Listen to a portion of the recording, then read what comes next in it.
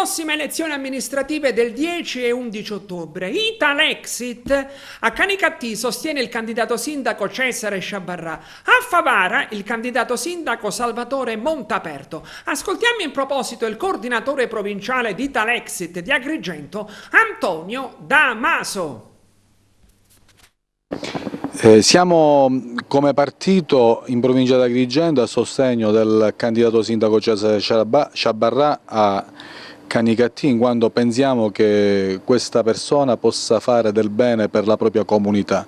Altrettanto sosterremo il candidato sindaco, il dottore Montaperto, su Favara, perché siamo per il cambiamento. Oggi, dopo tanti anni di amministrazioni, sappiamo tutti che ci sono stati dei problemi non da poco in queste amministrazioni. Speriamo che con questi due soggetti alla guida di questi comuni le cose possano cambiare in modo da poter fare del bene anche alla collettività.